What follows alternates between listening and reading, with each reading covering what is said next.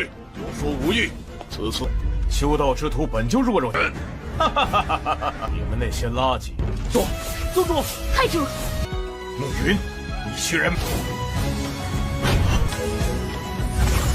拿命来！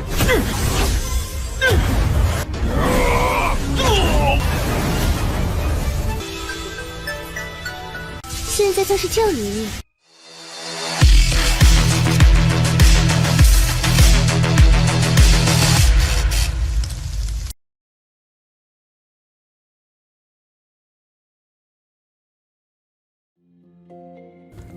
Halo semuanya, selamat datang di Ruang Sinema. Bagaimana kabar kalian semua? Semoga selalu sehat dan baik-baik saja. Sesuai jadwal, jadi pada hari ini kita akan kembali melanjutkan series Donghua Supreme God Emperor episode terbaru, yang mana ini adalah episode yang ke-493.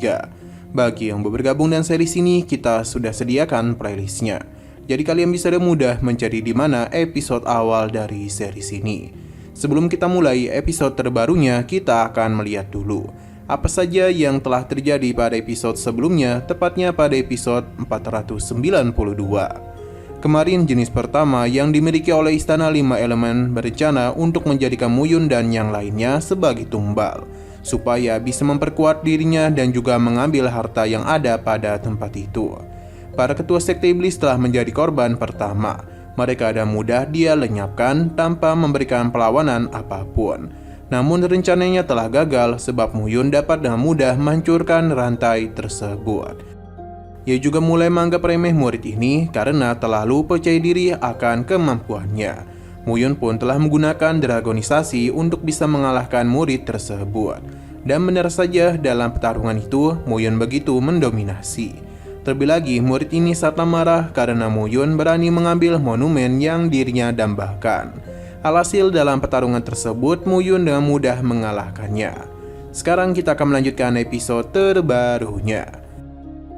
Kita dibawa ke sisi luar, di mana terlihat dengan begitu jelas kalau saat ini para ketua dari 5 sekte utama sedang berhadapan dengan ketua dari Istana 5 Elemen. Ia memberikan pujian kepada 5 ketua ini karena memiliki kemampuan untuk bisa mengimbangi dirinya. Para ketua ini sudah bosan dengan Istana 5 Elemen, sebab sudah begitu banyak murid berbakat yang 5 sekte besar miliki diambil oleh mereka. Bahkan para murid itu malah berbalik untuk menyerang mereka. Ini jugalah yang membuat para ketua bingung apa yang telah terjadi. Padahal seharusnya setiap murid yang meninggalkan sekte pasti akan selalu mengingat mereka dari mana. Jadi para ketua pun meyakini Istana 5 Elemen telah mengajarkan sesuatu yang salah kepada para murid, sampai melupakan jati diri mereka sebagai manusia. Ketua Istana 5 Elemen hanya tertawa saja, karena sudah sewajarnya yang kuat memakan yang lemah. Ini jugalah yang membuat 5 sekte utama tidak kunjung berkembang. Ketua Gunung Huoxing mengajak para ketua untuk bisa segera menghabisinya, karena dengan kematian itulah Istana 5 Elemen pasti akan musnah. Hanya saja ketua Istana 5 Elemen mulai memberitahukan rencananya, di mana dia yakin kalau para muridnya sudah menghabisi para murid 5 sekte utama di benua Fengyuan. Huoxing Jin pun tertawa begitu puas, karena para ketua ini pasti mengira kalau rencananya itu akan berjalan lancar. Tapi justru para murid mereka lah yang mati di sana.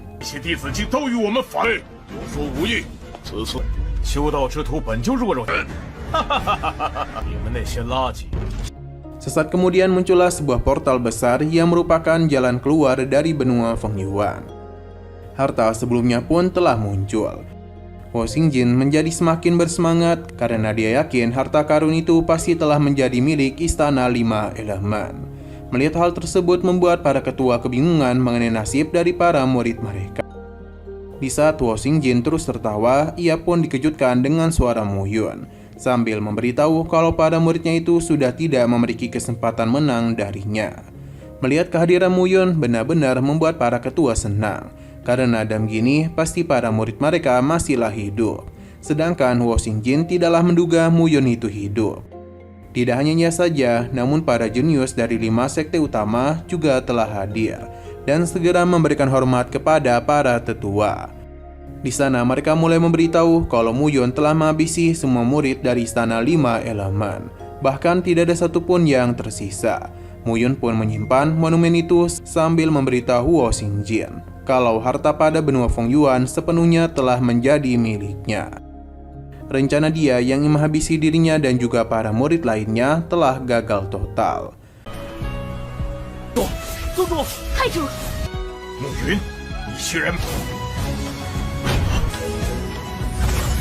Ketua gunung bertanya kepada Hua Wufeng mengenai Hua Yujian.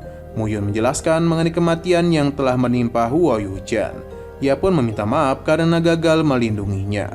Hal itu memang sangatlah mengejutkan tetua gunung, karena bagaimanapun dia telah kembali kehilangan putranya.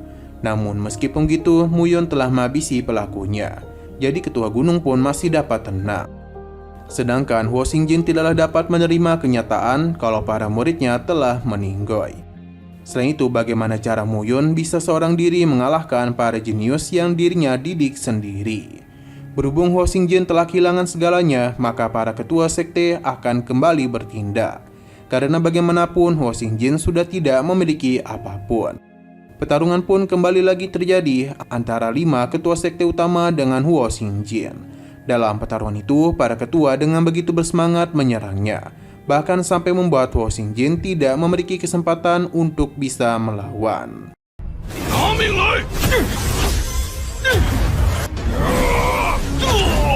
Tidak hanya itu saja, namun serangan para ketua terus mengarah kepadanya. Namun di tengah semua itu, tiba-tiba saja guntur kesengsaraan malah muncul, di mana Muyun akan melakukan penerobosan di waktu yang tidaklah tepat. Para murid pun menjadi begitu terkejut dengan apa yang telah terjadi. Sedangkan Wo Xingjin menganggap ini adalah sebuah kesempatan untuk bisa melenyapkan Muyun. Serangan pun telah dirinya arahkan kepadanya.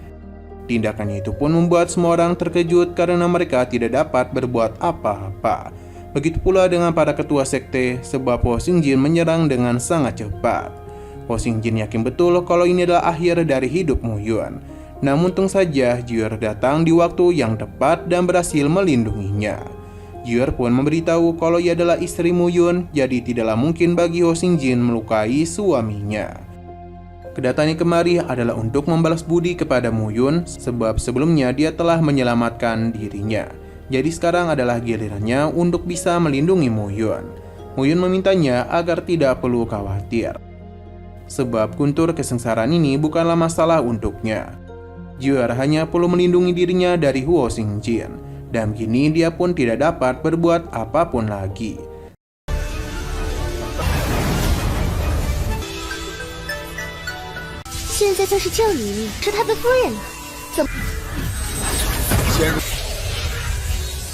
Sedangkan Muyun terus melakukan penerobosan. Guntur surgawi terus menyambar dirinya, namun semua itu bukanlah masalah untuk Muyun dan dapat dia selesaikan dengan mudah.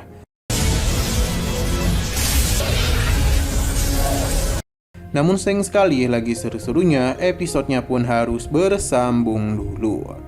Oke, sekian dulu pada video kali ini. Untuk video selanjutnya akan segera hadir.